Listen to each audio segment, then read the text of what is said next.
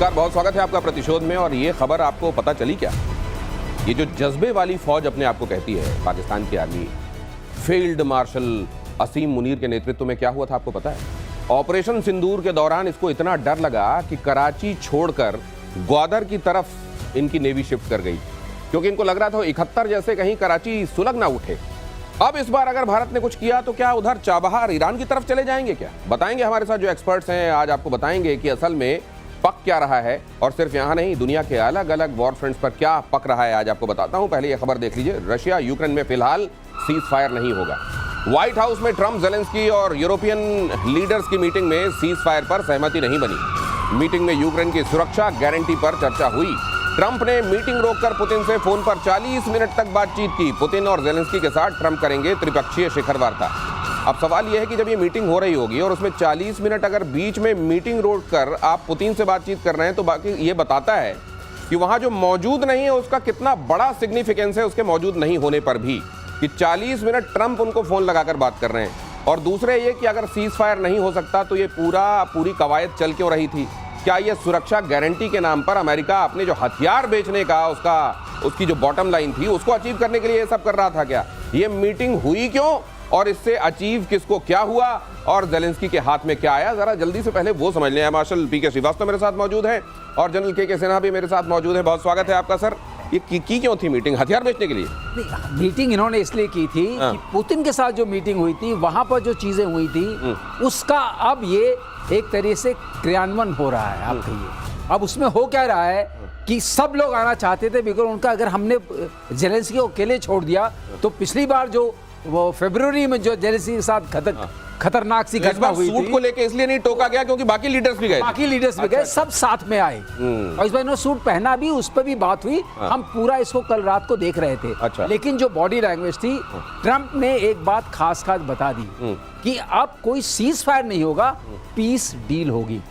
और ट्रंप ने यह भी डिक्लेयर किया कि मैं चेक करा चुका हूं। तो ऐसा मत सोचिए कि मैं इसे कराने में कम हूं, और उसमें हमलों का नाम भी फिर एक बार उजागर हुआ।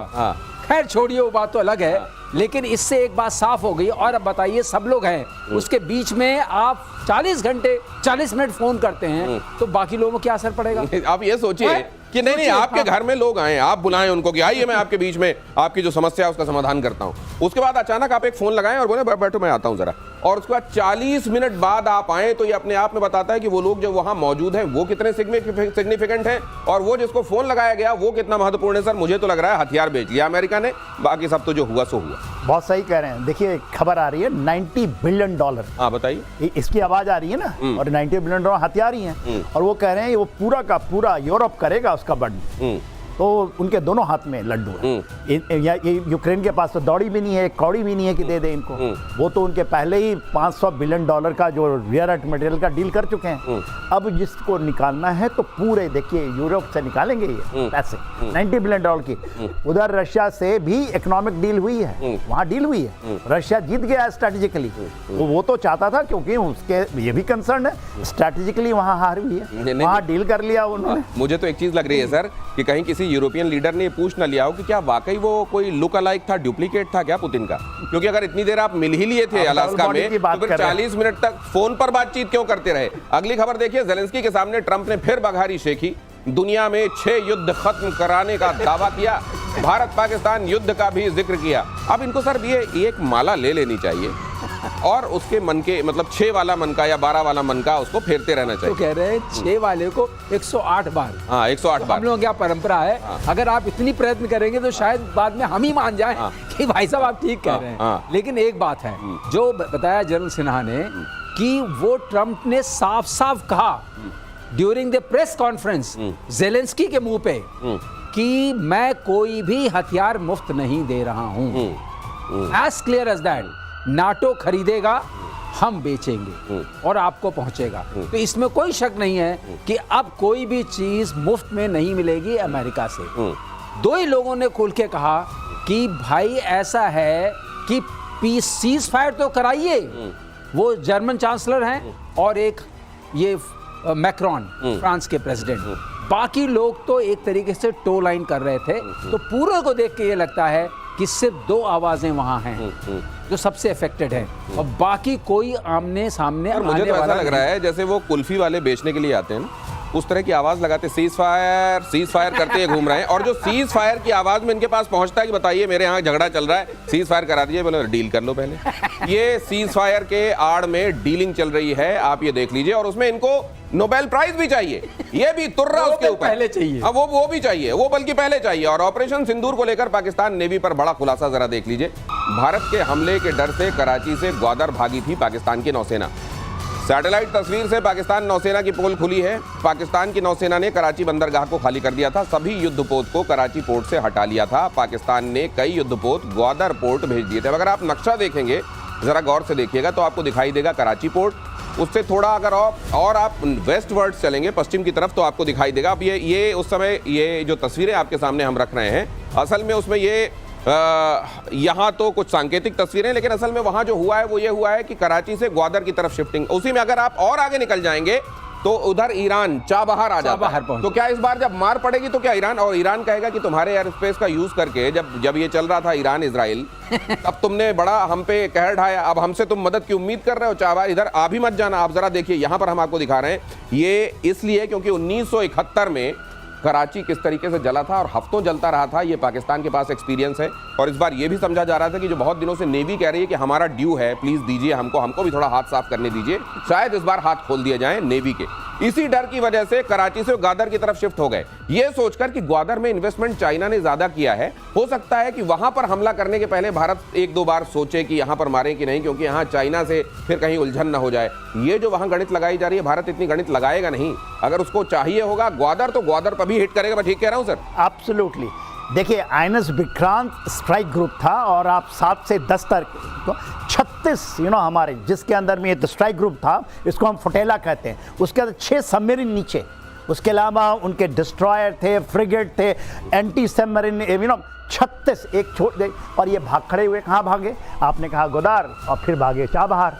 तो गोदार में जब निकले, वो जाके छिपना चाहे चाइना के जो उन्होंने बनाया है, छोटा मोटा जो कुछ बना लिया है, मगर वहाँ पर अमेरिकन एसिड भी गया था। आपको याद होगा F-16 गए थे, उनके जितने भी गए थे, बाद में वो आगे लेकर आए।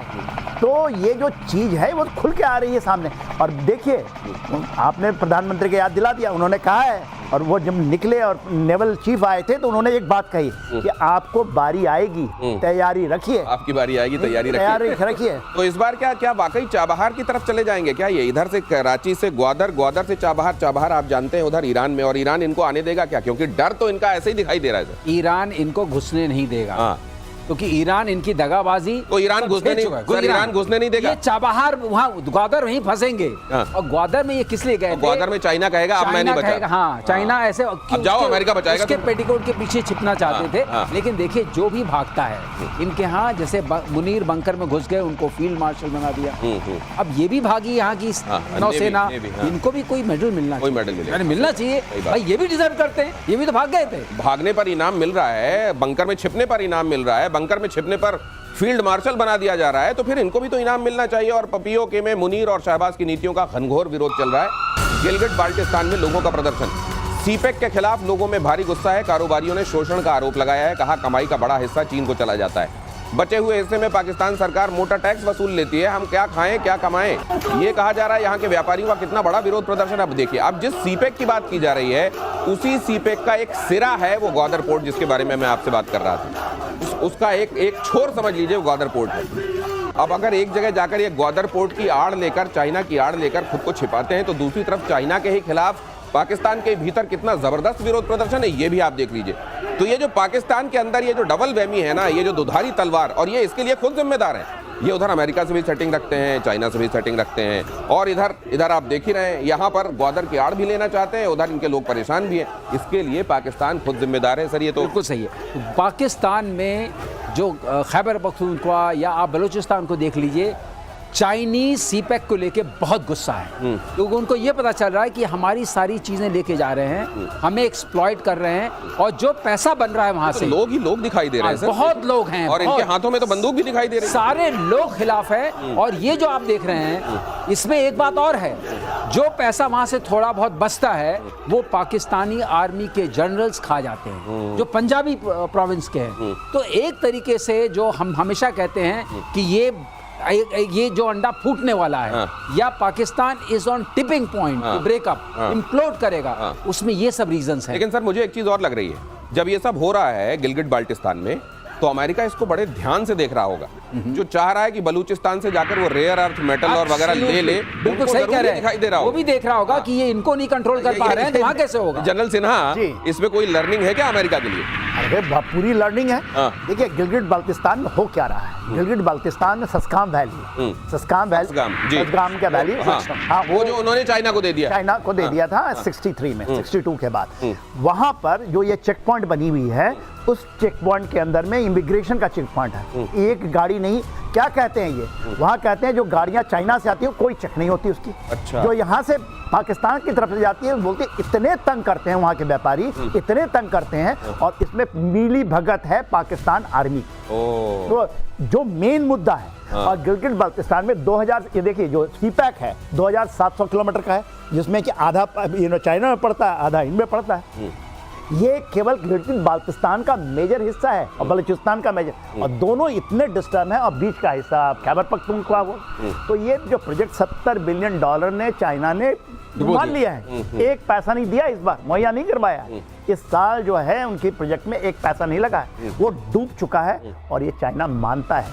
ये चाइना अगर मानता है तो आप एक बात और भी ये समझिए, ये चाइना ये भी देख रहा है कि ये मेरा इतना माल डकारने के बाद अब अमेरिका से कुर्बत बढ़ाने में लगे हुए हैं, और अमेरिका को भी ये दिखाई नहीं दे रहा है कि जो उनका सगा नहीं हुआ है वो मेरा सगा कैसे हो जाएगा। और पास्ट में भी तो उन्होंने दिखा दिया था 9/11 कहां से हुआ था, उसके बावजूद अमेरिका ये कर रहा है। ट्रंप की अपना रिस्क और अपना जोखिम है। अगली खबर यह है कि गाजा में इजराइल के सामने हमास का सरेंडर, युद्ध विराम प्रस्ताव पर हमास की सहमति। नेतन्याहू ने अभी नहीं खोले हैं पत्ते। गाजा में 22 महीने से जारी है युद्ध। अब जब वहां पूरा सब कुछ समतल करने में इजराइल लग गया है, इजराइल ने कहा है कि यहाँ कुछ बचेगा नहीं, इस पट्टी को एकदम पट्टी ही बना देंगे, सब कुछ समतल बना देंगे। तब वैसे में हमास अगर अब वो एक गजल की लाइन मुझे याद आ रही है कि अब मेरे पास तुम आई हो तो क्या आई हो, मैंने माना कि तुम एक पैकरे रानाई हो, अब मेरे पास तुम आई हो तो। अब इस जंक्चर में आप जाकर युद्ध विराम की बात कर रहे हैं, और नेतन्याहू कह रहे हैं कि अब हम अपने हिसाब से देखें। नहीं, देखिए अब 25% कुछ बच गया है, 20-25% जो उनके कब्जे में थोड़ा बहुत माना जाता है। लेकिन अभी भी हमास ये कह रहा है कि हम जो उनके पास होस्टेजेस हैं उनको धीरे धीरे छोड़ेंगे। तो ये तो नेतन्याहू को नहीं पचेगा, और ये बात पक्की हो चुकी है, जब तक नेतन्याहू उस 45 मील लंबे और 12 मील चौड़े एरिया को पूरा कवर नहीं कर लेते, वो छोड़ेंगे नहीं। इसके लिए उन्होंने 1 लाख सैनिक भी तैयार कर रखे हैं, हर 1 किलोमीटर के बाद लगेंगे, जितने सब तैयार है, पूरा कब्जा होगा। और कब्जा होके वो कहते हैं अब तुम छोड़ो, कब छोड़ोगे। बात सही बात लग रही है। और बताइए अगर मैं सही हूं तो हो सकता है कि ट्रंप की तरफ से कहीं से फोन जाता हो इनके पास, एक बार सीज फायर के लिए प्रपोज करके देखो ना, अगर मान जाते तो मैं आके क्रेडिट लेने के लिए हूं ना, क्यों नहीं कर रहे। 7वीं माला, क्या ये 7वीं मार, क्या जनरल सिन्हा ऐसा भी हो सकता है? एब्सोल्युटली। ये क्या कहते हैं, कतर ने किया है कि 10 देंगे, 50 अभी भी बंधक हैं, उसमें से मानता है, इजराइल मानता है कि 30 तो खत्म हो गए, 20 का वो कहता है आधा दूंगा आधा रखूंगा। हाँ, और ये उनको ट्रम्प साहब को लगता है कि देखिए उनका तो ये रिसोर्ट बनना है ना पूरा का पूरा, तो उसके पहले कोई डील हो जाए, कोई नाम आ जाए, अवार्ड मिल जाए। क्या हमने यहाँ भी आम गुठलियों के दाम रिसोर्ट भी बन जाए, उससे पहले नोबेल भी मिल जाए। 62,000 लोग मर चुके हैं, 1.25 तो घायल हैं। वो कहेंगे हमने शांति करा। अरे लाखों लाख लोगों की मौत पर लेकिन अगर शांति का कबूतर उड़ाया जा सकता है तो ट्रम्प साहब क्यों ना उड़ाएं। अगली खबर देखिए, नेतन्याहू का गाजा प्लान। उधर आप देख रहे हैं हमास क्या कह रहा है, इधर नेतन्याहू गाजा को लेकर जो प्लान कर रहे हैं वो देख लीजिए। गाजा पर पूर्ण नियंत्रण करने की प्लानिंग। गाजा में हर 1 किलोमीटर जमीन कब्जाने के लिए इजराइल ने तैनात करने की सोची है 273 सैनिक।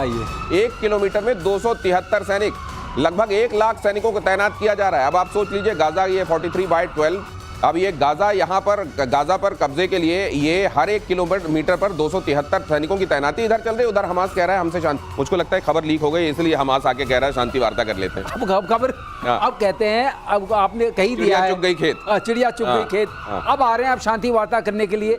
बहुत पहले होस्टेजेस की डील हमास को कर लेनी चाहिए थी। और ये जो अटैक किया है, आप देखिए उनका एक और सीक्रेट प्लान लीक हुआ है। उनके जनरल ने कहा था कि एक एक आदमी जो उन्होंने हमारे मारे हैं उसके कम से कम उसके बदले में 50-50 मारेंगे। ये बात भी आ चुकी है। तो इसका मतलब नेतन्याहू और उनके जनरल जो उनकी आर्मी है इस वक्त, वो सब्र नहीं करेगी जब तक पूरा कब्जा नहीं कर लेगी। ये बात अपने आप में तय हो चुकी है। और इसी बात को सोच करके ट्रंप ने भी कह दिया था ना कि यहाँ हम बनाएंगे वगैरह। सर मुझे दूसरी मतलब मैं तो, आप लोग तो वॉर वेटरन से, आप जानते हैं स्ट्रेटजी क्या होती है, लेकिन मुझे एक चीज लगती है, गाजा में 43/12 जो भी है, इसका पूरा का पूरा इलाका एक जैसे चैलेंजेस वाला तो होगा नहीं।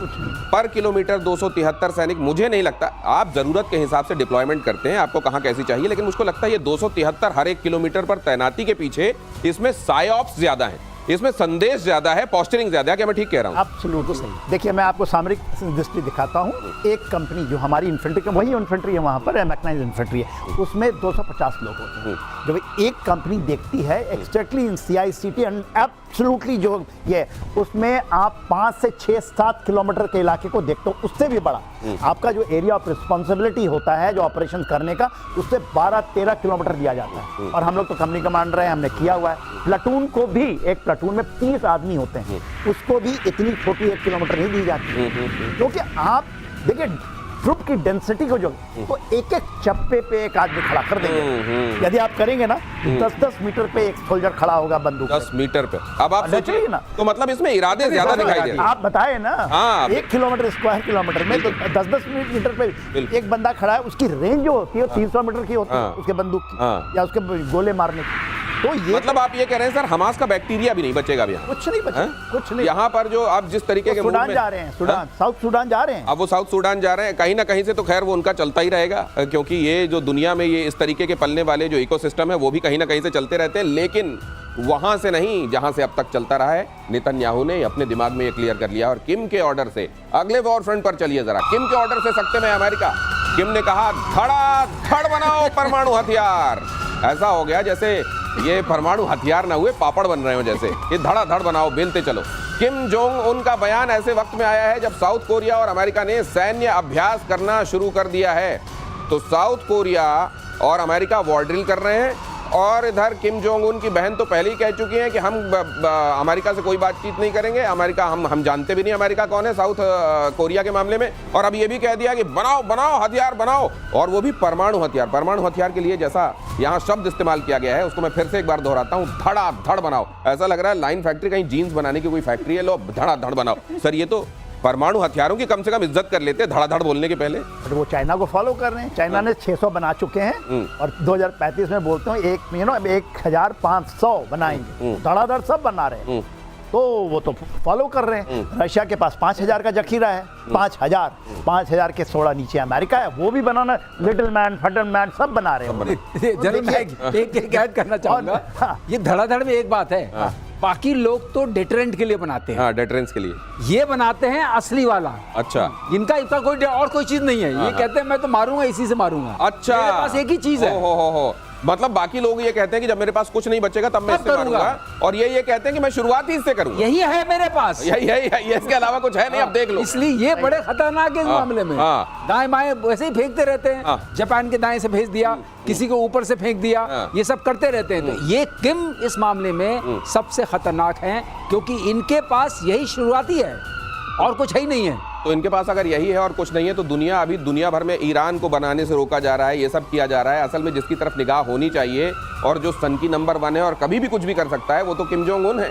और वो तो बातचीत की शुरुआत ही, मतलब कोई वहां पर पहले स्टार्टर, फिर मेन कोर्स और फिर डेजर्ट नहीं होने वाला, सीधे यही पेश किया जाने वाला है दुनिया के लिए। तो दुनिया को लेकर अगर कोई डूबने का मादा वाकई रखता है, सनक जिसका कुछ नहीं कहा जा सकता, वो तो किम जोंग उन है। लेकिन किम जोंग उन ने जो धड़ाधड़ वाली बात कही है, अब एक बात और समझ में नहीं आती कि क्या वाकई एनरिच्ड यूरेनियम, हम इतनी बातें करते हैं यूरेनियम, उसको संशोधित करना, इसको फिर इतना प्योरीफाई करना कि उससे परमाणु बम बनाए, इनके पास क्या ढेर लगा है क्या सर?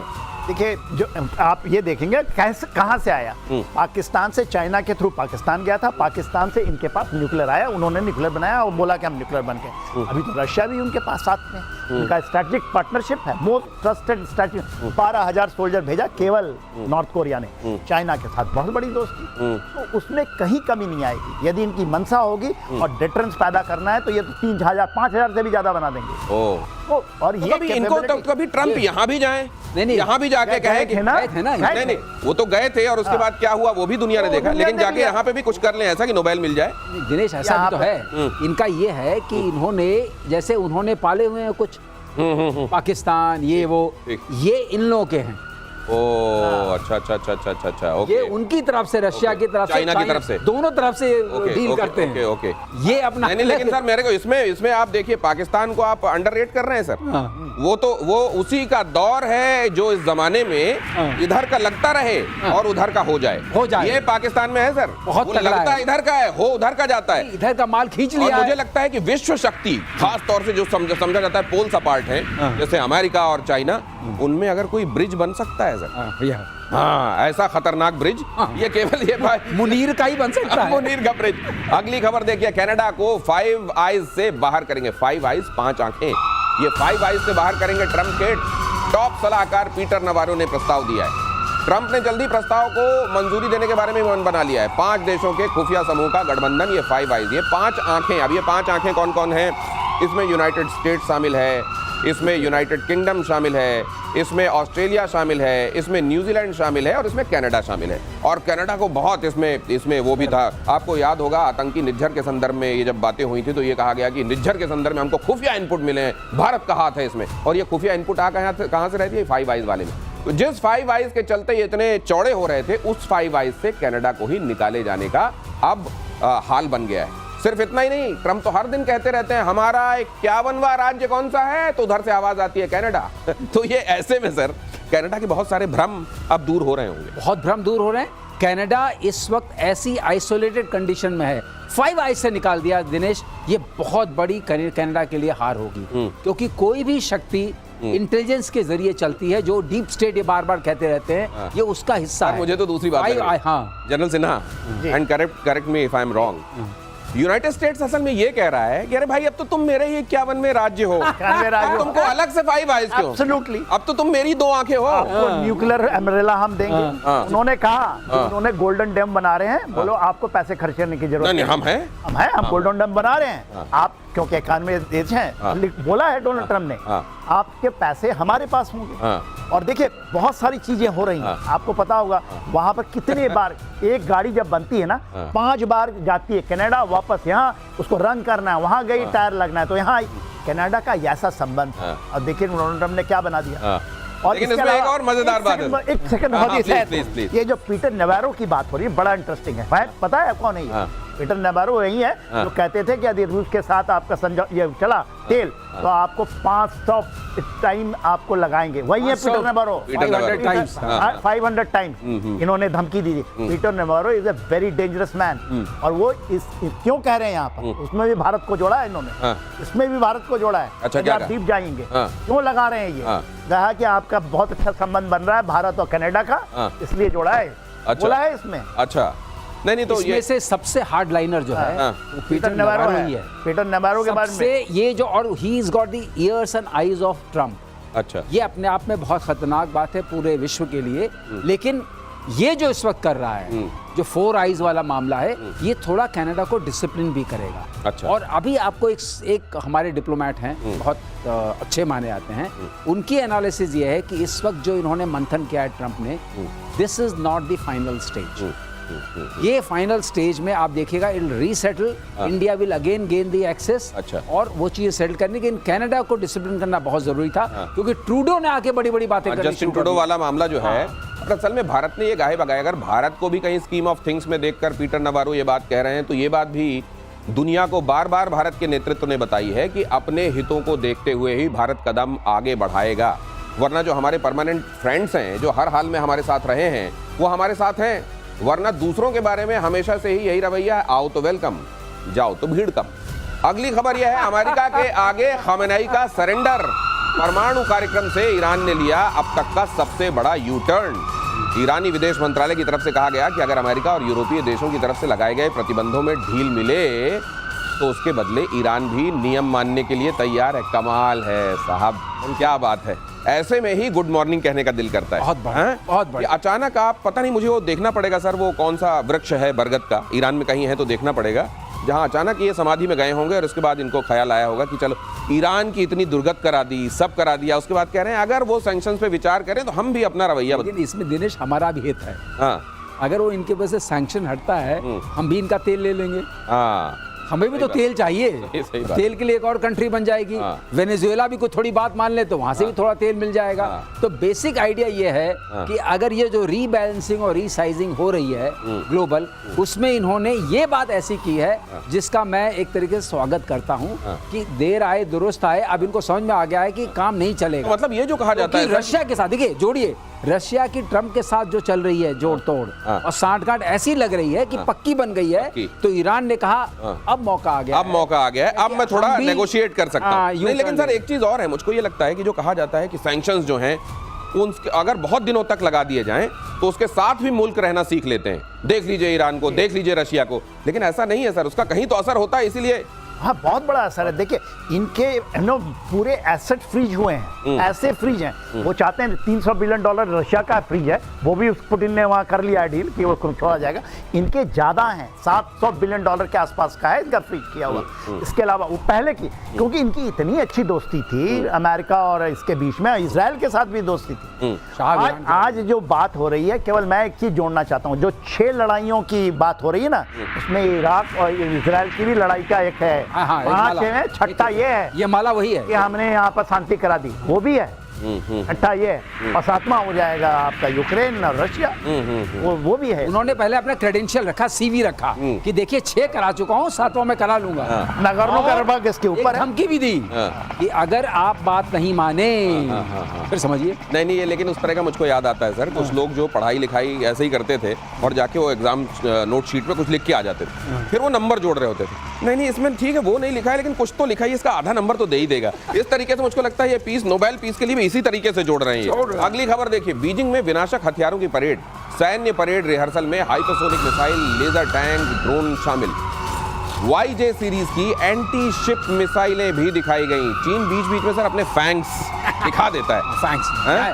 डैंग फैंग, डाउन फैंग, YJ, हाँ। ये शिप वाले हैं, anti ship missile, anti ship missile. Y series जो कहलाती है इनकी। हाँ। और वाई सीरीज में ये अभी क्या, ये इनका दूसरा विक्ट्री परेड है बाय द वे। हाँ। ये 70th में इन्होंने पहला मनाया था, जब 70th ईयर्स ऑफ इंडिपेंडेंस, जी। और ये 3 सितंबर मान के चलते हैं।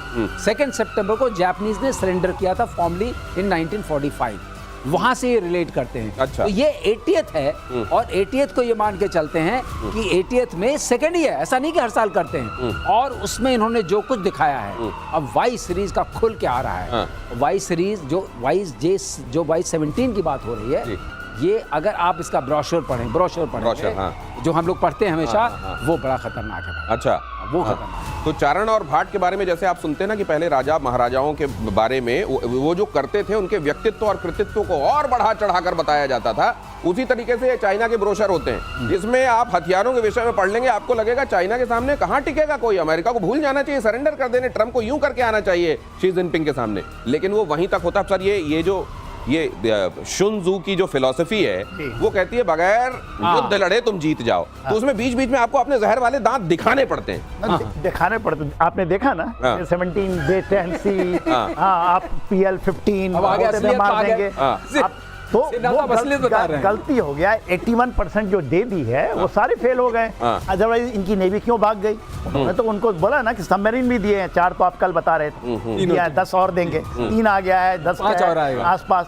उन्होंने फ्रिगेट दे रखा है, पूरा फ्रिगेट। क्यों भागे? उनको पता है ये सब नहीं चलेगा। और ये तो हम लोग ने नॉर्दर्न बॉर्डर के ऊपर में एक्चुअली फिजिकली मैं देखा है। मैं MGGS ऑपरेशन रहा हूँ लंबे समय तक, नॉर्दर्न बॉर्डर का पूरा देखा है। इनकी काबिलियत क्या है, ये सिगरेट पीने वाले और रेड बीच में बियर पीते आधे घंटे में चाहिए इनको। ये क्या लड़ाई लड़े? तो ये जनरल साहब ने बिल्कुल लड़ाई नहीं लड़ सकते। ये है एक्चुअल है, कॉन्स्क्रिप्ट है, परेड में दिखा सकते हैं ना। हाँ, परेड में तो बहुत भाई देखिए कितना परेड में तो इतना आपने देखा। YJ-17 का हाइपरसोनिक है, ठीक है, उसके बाद ग्लाइड करेगा, सब कुछ है इसके अंदर जो आप चाहेंगे कि आपकी मिसाइल में हो। तो मैंने जब इसका डिस्क्रिप्शन पढ़ा तो मैंने कहा भाई रॉशर बड़ा तगड़ा है। हाँ, लेकिन सर ऐसा तो नहीं होगा जब ये कोई खरीदने जाए इनसे तो ये बोलेंगे हाँ ये सब है, और साथ में हमेशा डिस्काउंट पे देते हैं, पाकिस्तानियों को बेचते हमेशा हैं ये। डिस्काउंट पे देते हैं और साथ में ये भी बता देते हैं ये एक्सपोर्ट क्वालिटी है, ध्यान से चलाना। और अमेरिका ने ऑस्ट्रेलिया के पास हाइपरसोनिक मिसाइल तैनात किया। ऑस्ट्रेलिया के उत्तरी इलाके में डार्क ईगल मिसाइल की तैनाती हुई।